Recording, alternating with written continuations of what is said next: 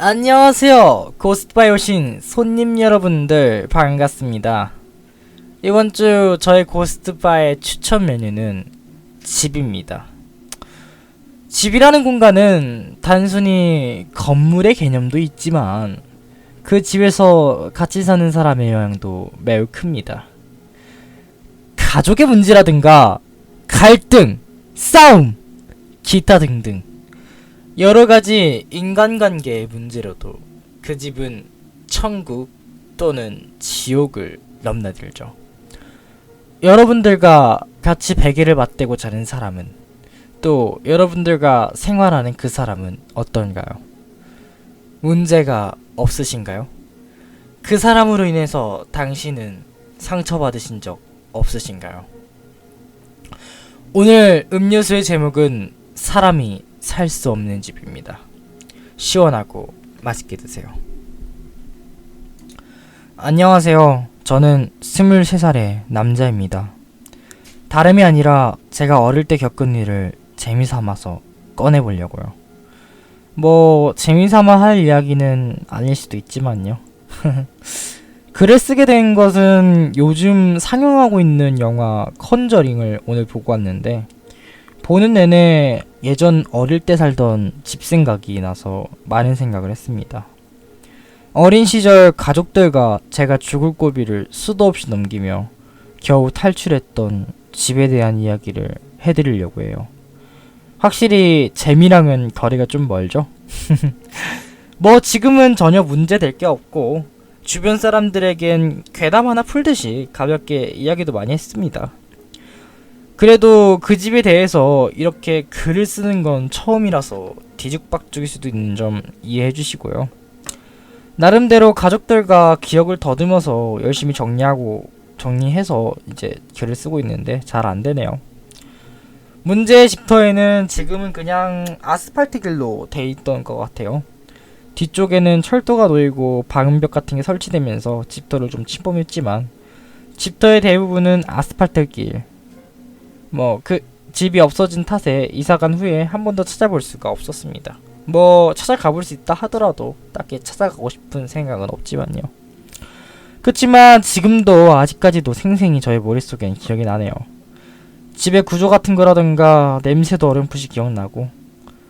집은 여간 건물 맨 위층에 있었습니다.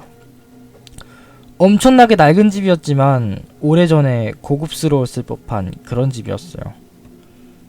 어머니께서 하시는 말로는 이사 올 때부터 가구가 몇 개 있었다는데, 텔레비전 놓는 장식장이랑 거실 탁자 하나, 작은 방 침대랑 안방 화장대. 주인 아주머니께서는 찜찜하면 버리라고 했지만 전부 나무고 또 고급스럽게 생겨서 그대로 두고 침대만 왠지 찜찜해서 버렸다고 하더라고요. 제가 기억하는 그 집의 첫 인상은 하루 종일 햇빛이 잠들지 않아서 벽지라든지 곰팡이가 많았고요. 주택이다가 바닥도 나무고 햇빛이 잘 안 들어서 바닥이 썩은 곳도 몇 군데 있었습니다. 집 자체도 엄청나게 낡은데 벌레 한 마리 없었던 것이 조금 특이한 그 정도? 심지어 여름인데 모기 한 마리 없었어요. 처음엔 무섭다든지 그런 건 못 느꼈어요. 그저 마냥 신나고 또 이제 벌레 같은 게 없으니까 막 기분도 좋고 그렇죠. 그 전에 내 가족이 한 방에 잤었는데 그렇게 갖고 싶던 형과 내가 잘 내 방이 생긴 것이 너무 기뻤고, 집이 이상하게도 저의 마음속에 꼭 들었습니다. 그때 저희 형이 12살이고 제가 10살이었는데 엄마 아빠가 작은 방에 원래 있던 침대를 빼고 작은 침대 나란히 2개를 넣어줬습니다. 그렇게 일주일 동안은 아무 일도 없이 잘 지나가고, 이사간 후 일주일 뒤에 형 일기엔 수요일이라고 되어 있어요. 새벽에 자다가 깼는데 이상한 소리가 들렸대요. 누군가 손가락으로 벽을 치는 소리 같은 게 들렸습니다. 그것도 불규칙하게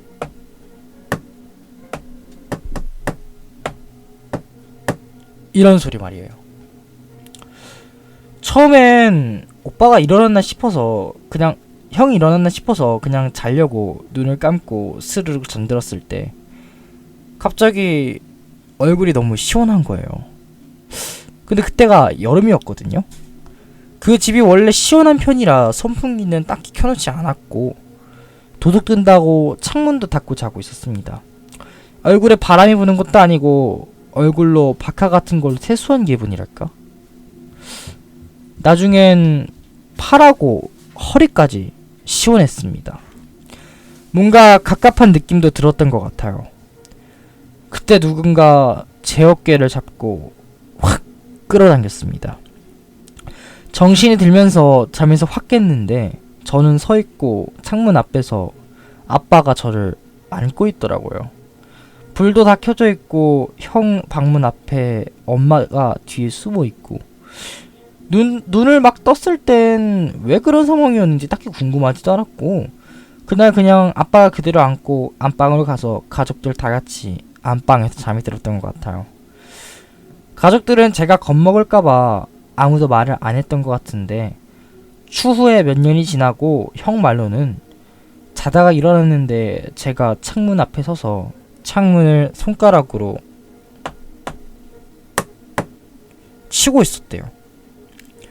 왜 그러냐 물어도 답이 없어서 덥냐고 창문을 조금 열어줬더니 제가 까치발을 들고 창문 밖에 얼굴만 빼면서 얼굴을 이리저리 이상한 방향으로 돌리더래요. 형이 너무 놀라서 제 팔을 잡아 당겼는데 당겨지지가 않더라는 겁니다. 그래서 제 얼굴을 보고 이야기하려고 옆에서 저의 얼굴을 보았는데 제가 입이 귀에 걸릴 만큼 활짝 웃고 있었더래요. 그게 예쁘게 활짝이 아니라 말 그대로 마치 입이 찢어지라 그런 식으로 입이 찢어지듯이 웃고 있었답니다. 형이 소리도 못 지르고 안방으로 달려가서 아버지와 어머니를 깨우고 방에 돌아왔을 때는 제가 창문을 활짝 열고 창틀에 아슬아슬하게 수건처럼 걸려 있었다는 겁니다. 아버지께서 저의 어깨를 확 젖혀서 안고 제가 그때 마침 깼었다는 겁니다. 어머니 아버지께서는 제가 그냥 심한 목유병이라고 생각했대요. 형의 일기에 썼었는데 엄마 아빠가 그런 거 쓰는 거 아니라고 해서 그냥 지웠다고 하더라고요. 그래서 그 날짜 형 일기에는 다른 내용이 적혀 있었습니다. 그런데 그 뒤로 저는 몽유병 증세가 나타난 적이 한 번도 없었어요. 그리고 그 일이 있고 한 일주일간은 그냥 집에서 갑자기 쿵 소리가 난다던가 물소리가 난다던가 그런 것밖에 이상한 점이 없었습니다.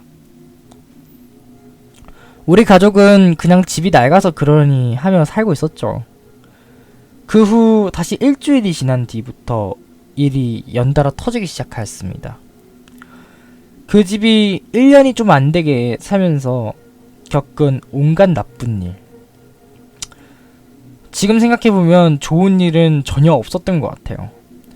아무튼 형 일기와 가족들한테 물어보고 제 기억도 더듬어서 정리하고 있는데 어머니 아버지께서는 솔직히 글을 쓴다고 하니까 딱히 좋아하는 그런 태도는 아닌 것 같아요. 그래도 기억을 정리해봐서 여러가지 써보겠습니다. 전편에 말씀드렸듯이 우리 가족은 그때까진 아직 사태의 심각이라고 해야 하나? 전혀 공포심마저 느끼지 못했어요. 집에 대한 공포심 같은 것은 처음 생긴 건 그로부터 대충 한 일주일 정도 지나서 연달아 일어났습니다. 어두워지기 전 노을 질 때쯤이었는데 그 집이 해가 잘 안 드는 집이라 저녁 되기 전부터 조금 어둡다는 느낌이 강했습니다.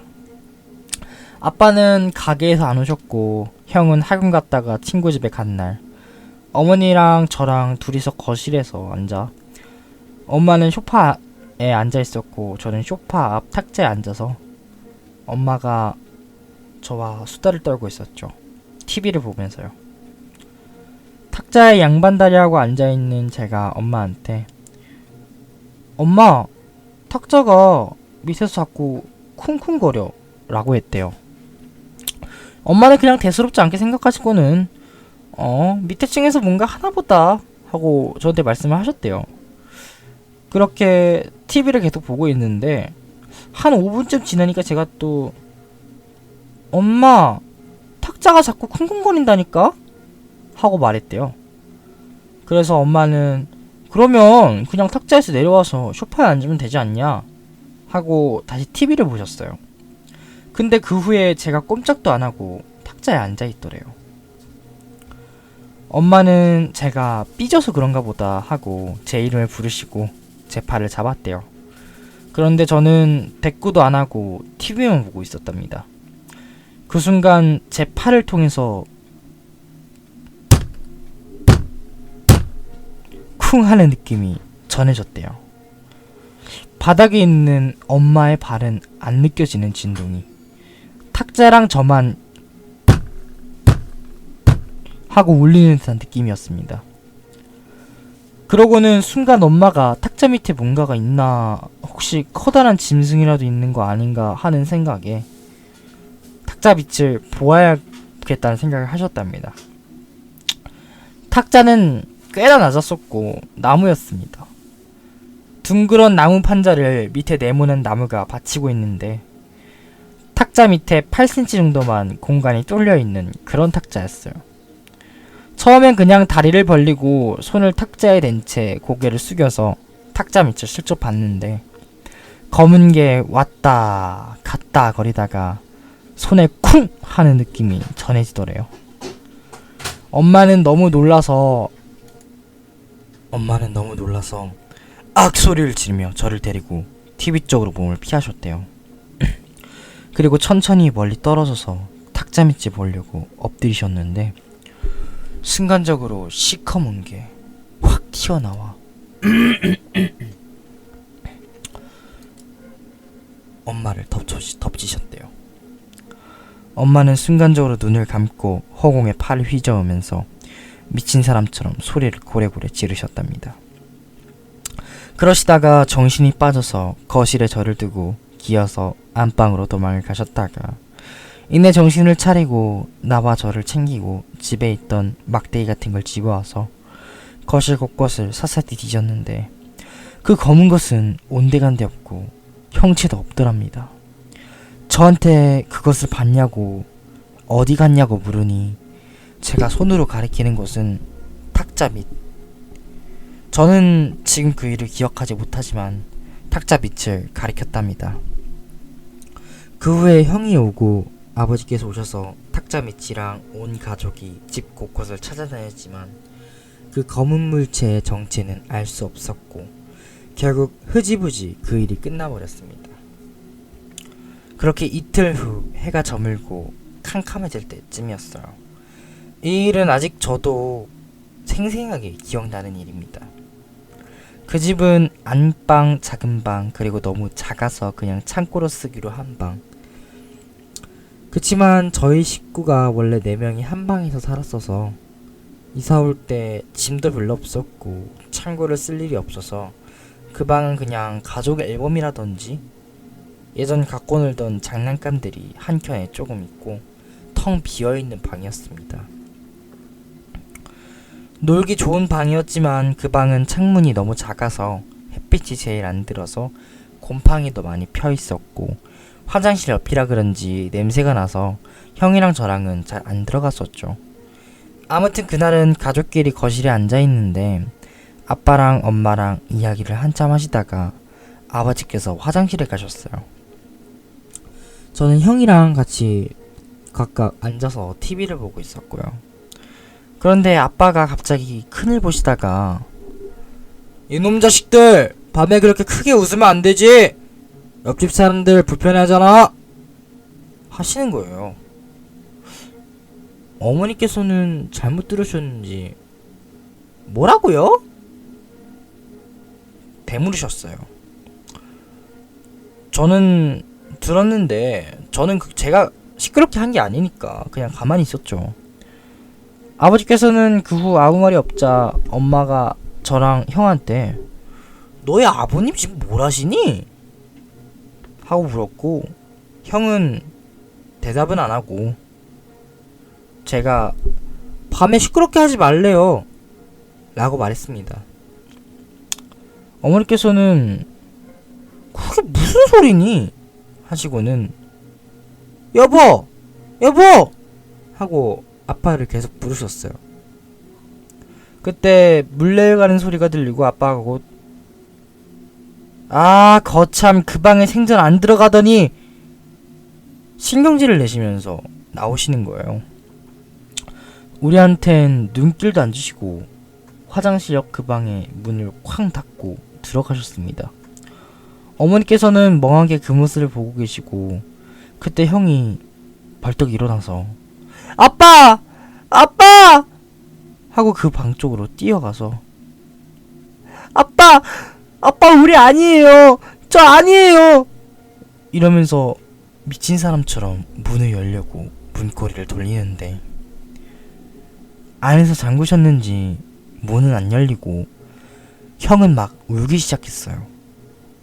그 방 안은 정적만이 흘러넘쳤고 어머니께서는 놀라셨는지 가만히 굳어 계시다가 형이 울자 다가가셔서 매우니 하면서 형을 달래고 대신 문을 열려고 하셨습니다.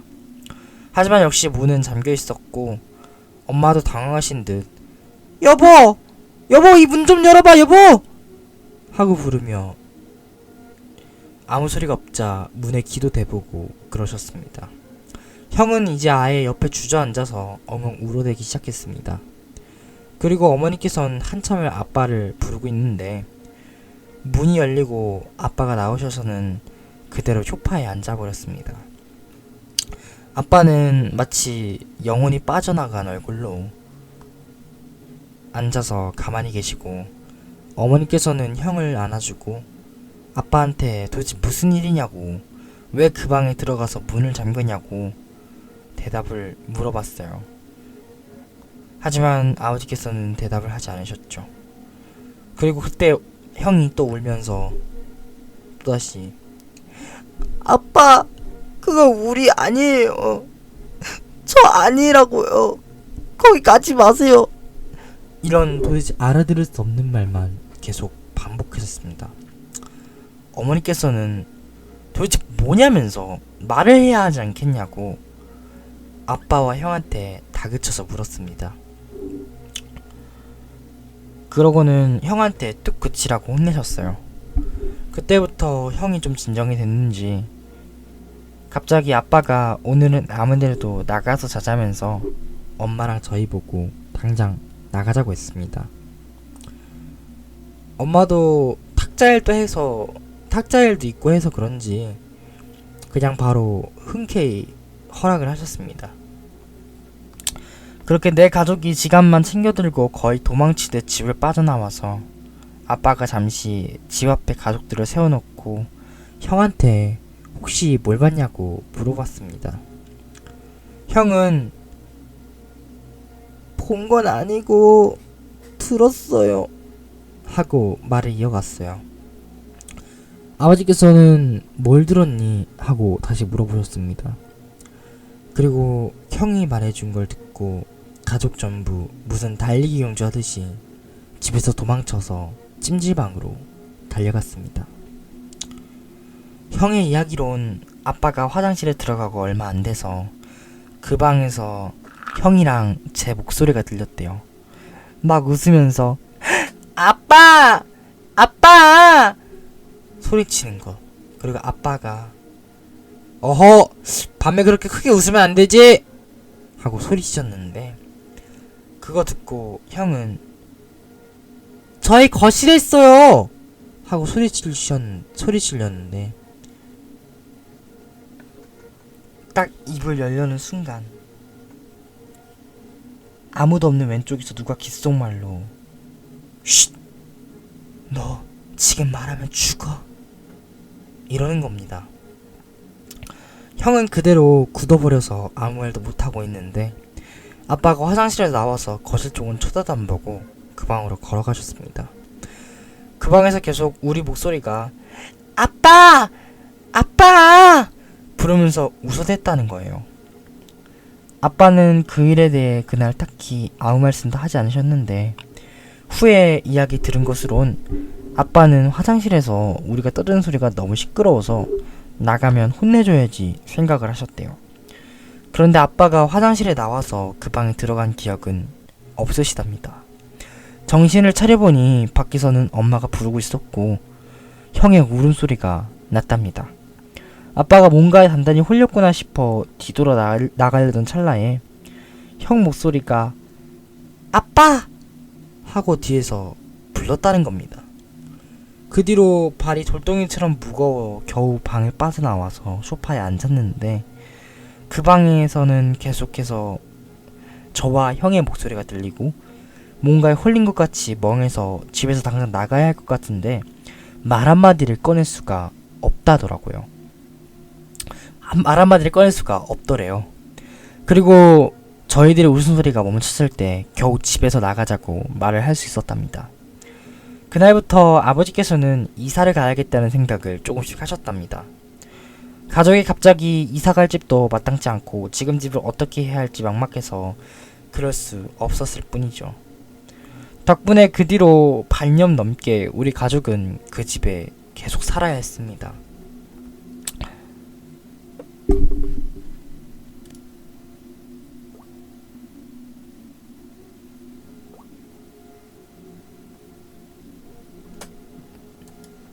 그렇게 그날 가족 모두 찜질방에서 하룻밤을 지새고 난 다음날 아빠는 가게를 하루 쉬시고는 엄마랑 함께 여관주인 아저씨의 어머니랑 만나셨습니다.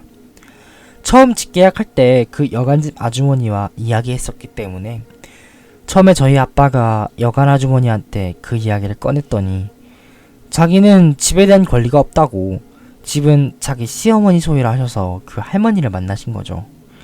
저희 부모님은 그때 그 할머니를 처음 뵙는 거였는데 키도 작고 나이도 많은 노인인데 얼굴에 심술이 가득 차 있었대요. 아빠가 조심스럽게 집에 대한 이야기를 꺼내자마자 아빠 말은 잘라버리고 요즘 세상에 무슨 귀신 타령들이냐 하면서 오히려 저희를 꾸짖으셨대요. 눈에 보이는 게 문제가 있으면 그래 주겠는데 미신 이야기나 들이밀면서 무슨 헛소리 하는 거냐고. 정 그렇게 무서우면 자기가 무당을 알아봐 준다면서 비꼬듯이 이야기했대요. 집주인이 그렇게 나오는데 부모님도 어떻게 할 방법이 없는 데다가 보증금도 못 돌려받은 채 집을 빼고 이사할 수도 없는 노릇이었죠. 결국 그날은 아무 성과도 없이 그냥 돌아오셨고 결국 그날 우리 가족은 그 집에 다시 돌아갔습니다. 학교에서 겨우 어제 일 잊고 잘 놀다가 그 집을 다시 가려니까 마치 지옥에 끌려가는 느낌이었습니다. 엄마 아빠 손에 억지로 다시 그 집에 들어섰을 때 처음 그 집의 인상과 너무 다르더라고요. 곳곳이 누런 벽지가 괜히 무섭기도 하고 시원해서 좋다고 생각했는데 으스스하고 소름이 돋고 무엇보다 오빠는 제가 그때 밤에 했던 행동도 몽유병이 아니라 뭔가 다른 것이라 생각해서 그 방에서 못 자겠다고 엄마 아빠한테 떼를 썼습니다. 저도 형이 그 방에 안 잔다고 하니 저도 같이 떼를 썼고요. 그랬더니 엄마 아빠가 그럼 이제 안방에서 같이 자자 하셨습니다. 그런데 신기하게도 내 식구가 같이 자면서부터 그런 일이 조금씩 줄어들기 시작했습니다. 그냥 가끔 저녁에 쿵 소리가 난다든가 TV가 꺼진다든가 등등 자잘할 일만 가끔 생기고 괜찮은데 싶었습니다. 그래서 그날 이후 항상 내 식구가 같이 잤는데 한 열흘이 지나고 나서 다시 일이 발생하기 시작했습니다. 우리 가족들이 잘 때 큰 이불 2개를 깔고 엄마, 나, 형, 아빠 이렇게 누워서 자거든요. 엄마 옆에는 이사 올 때부터 있던 그 화장대가 있고 그 옆에 방문이 있었어요. 방문을 항상 닫고 잤는데 그날따라 너무 더운 거예요. 그래서 방문을 열고 잤거든요. 방문을 여니까 거실이 너무나도 무서웠습니다. 그날은 내 식구가 전부 다 긴장을 해서 스탠드 같은 것까지 켜놓고 쉽게 잠도 못 들고 한참 이야기를 하다가 잠들었는데 자는데 이야기 소리가 계속 들리더라고요. 좀 시끄러워서 중간에 눈을 떴어요. 엄마 목소리인 것 같아서 엄마 하고 엄마 쪽을 봤는데 엄마가 뒤돌아서 누워있더라고요. 방문 쪽을 바라보고 옆으로 누워서 주무시고 계시는데 엄마 옆에 화장대 위에 사람이 올라가서 이상한 소리를 내면서 춤을 추고 있는 겁니다. 화장대가 바닥에 앉아서 쓰는 식의 화장대라 낮아서 그것의 하체가 딱 눈에 띄게 보였습니다. 저는 너무 무서워서 눈을 감았다가 떴는데 도저히 눈을 다 뜨고 못 보겠어서 실눈을 뜨고 보았습니다. 하얀 발목이 껑충 껑충 튀면서 춤을 추는 것 같았습니다. 도저히 보고 있을 수가 없어서 눈을 감았는데 계속해서 이상한 소리를 내는 겁니다. 뭔가 말도 아니고 이상한 괴기스러운 소리 같은 걸 내면서 계속 방방 뛰고 있는 것 같았어요.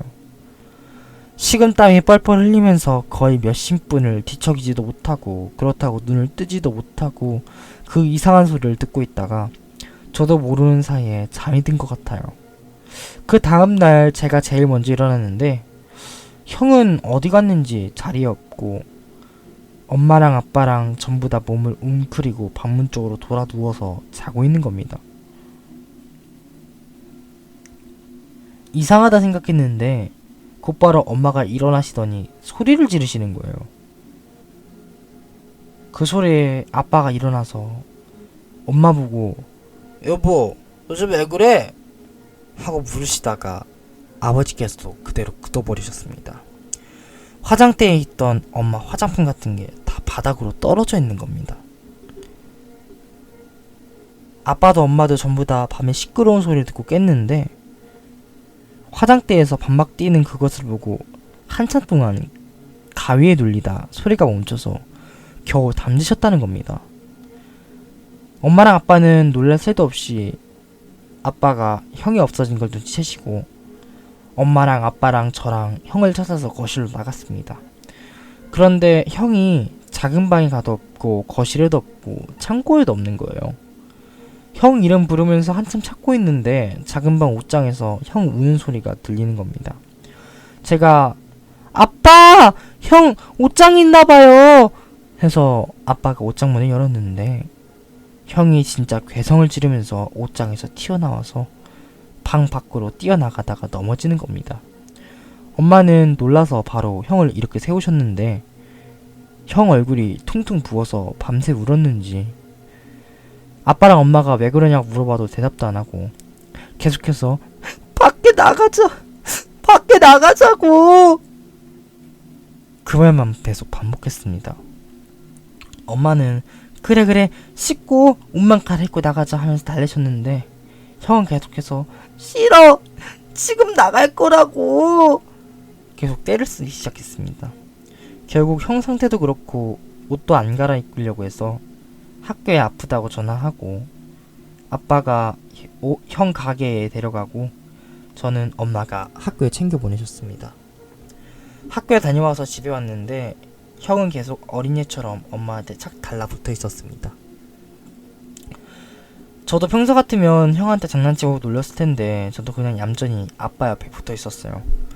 매일 가족들 전부 다 집에서 시제처럼 TV 소리를 크게 틀어놓고 TV만 보다가 잘 시간 되면 방문 닫고 전부 다 안방에 모여서 다다다닥 붙어서 자고 초등학교 5학년인 형이 집에서 계속 화장실을 혼자 못 가서 아빠가 한동안 계속 같이 들어가고 형이 맨날 아무 말 안 하다 보니 집의 대화도 약간 단절된 느낌이었습니다.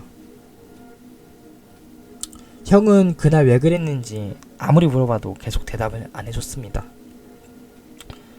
그렇게 또 며칠 아무 일 없다가 가족끼리 외식하는 날이 있었어요. 기분 전환할 겸 그날 고기를 먹으러 갔는데 거의 다 먹어갈 때쯤에 형이 또다시 엄마 아빠한테 엄마, 아빠, 우리 그냥 집에 안 가면 안 될까? 이러는 겁니다. 그랬더니 아빠가 형을 달랬어요. 목요일날 왜 그랬는지 엄마 아빠한테 말을 해야 엄마 아빠가 안다고. 말도 안 하고 집에 가지 말자 그러면 아빠 엄마는 우리 땡땡이가 뭐가 무서운지 모르겠다고. 엄마 아빠가 지금 당장은 이사 못 가지만 조금 있다가 다른 데로 이사 꼭 해줄 테니까 뭐가 무서운지 엄마 아빠한테 말해달라고 뭐 대충 이런 식으로 말씀하셨습니다. 그제서야 형은 그날 이야기를 꺼냈는데, 그날 형은 자다가 화장실을 갔는데 무서워서 화장실 문을 열고 볼일을 봤대요. 근데 어렴풋이 방에서 떠드는 소리가 들려서 누가 깼나보다 하고, 안 그래도 무서웠는데 좋았었답니다. 그래서 기분 좋게 볼일을 보고 방에 나가려고 나왔는데, 화장대 위에서 키가 큰 여자가 하얀 천을 둘러매고 머리는 산발이고 발목만 허옇게 내놓고서 춤을 추면서 이상하게 알아들을 수 없는 소리를 내고 있더랍니다. 너무 무서워서 소리도 못 지르고 화장실 앞에서 꺽꺽대며 울었는데, 그게 화장대에서 폴짝 뛰어내리더니 형을 잡으러 막 쫓아오더래요. 이상한 춤을 추며 이상한 소리까지 내면서.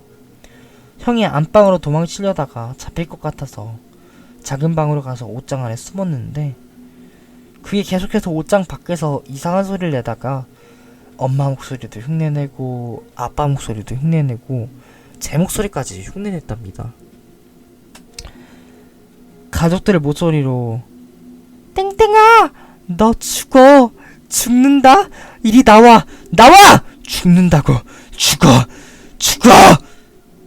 밤새도록 옷장 앞에서 쿵쿵 뛰어대면서 가족들 목소리로 협박했다가 갑자기 이상한 목소리로 끽끽 웃어대다가 형이 옷장에 숨어서 소리내서 울지도 못하고 밤새 울었다는 겁니다. 그날 밤에 아빠랑 저랑 엄마가 이상한 소리 멈춰서 겨우 잠들 수 있을 때 그 귀신이 형을 쫓아가서 그랬던 거죠. 나중에 알게 되었는데 그 옷장은 우리가 가져온 옷장이었습니다. 엄마가 아빠한테 시집 올 때 가져온 옷장이었는데, 외할머니에다가 그 옷장에다가 살짝 악한 거? 그런 쫓는 부적 같은 걸 붙여주셨나봐요. 그래서 그 귀신이 그 옷장에 숨은 형한테는 해코지를 못한 거일 수도 있다고 어머니께서 그러시더라고요. 뭐 대충 오늘 이야기는 여기까지 하려고 합니다.